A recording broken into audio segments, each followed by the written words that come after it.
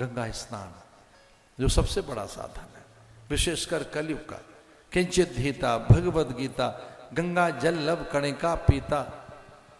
अब कल्पना नहीं कर सकते भारत के अलावा स्नान को कोई साधन मानता हो। स्नान साधन नहीं है।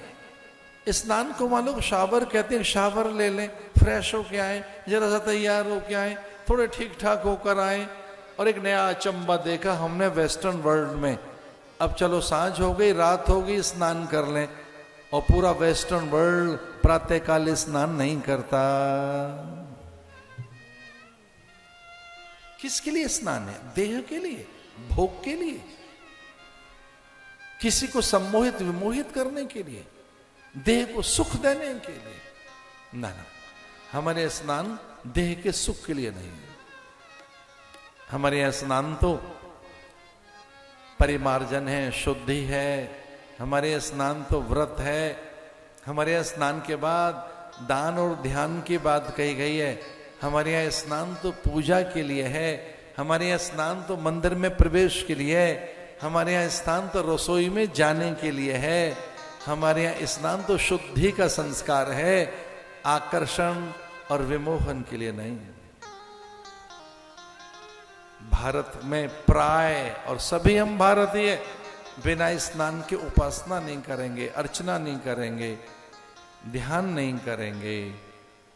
हमारे यहां स्नान एक विधि है, बड़ी विधि है। गंगा, सरस्वती, यमुना, गंडकी, कावेरी, कृष्णा, इन सब के स्नान की विधि है।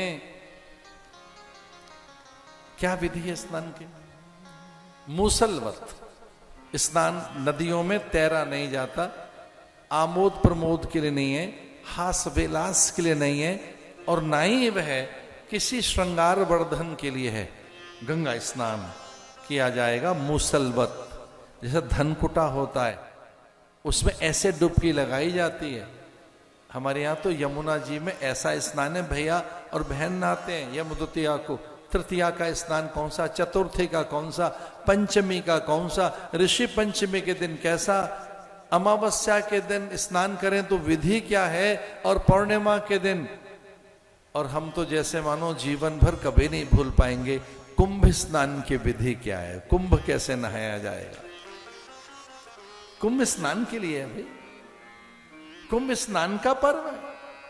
पहला पर्व है 14 जनवरी का, दूसरा है 29 जनवरी का, तीसरा है 2 फरवरी का।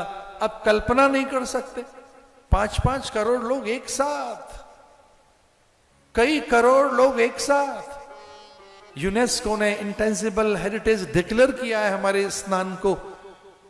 यूनेस्को ने बताया है कि कोई अमूर्त सांस्कृतिक धरोहर है, दिखाई नहीं देती। संसार की सर्वोत्तम उत्तम कोटि की एक धरोहर, हेरिटेज, उत्तम कोटि की धरोहर एक ऐसी है इंटेंजिबल जो दिखाई नहीं देती। वो धरोहर कुछ और नहीं, गंगा स्नान है। स्नान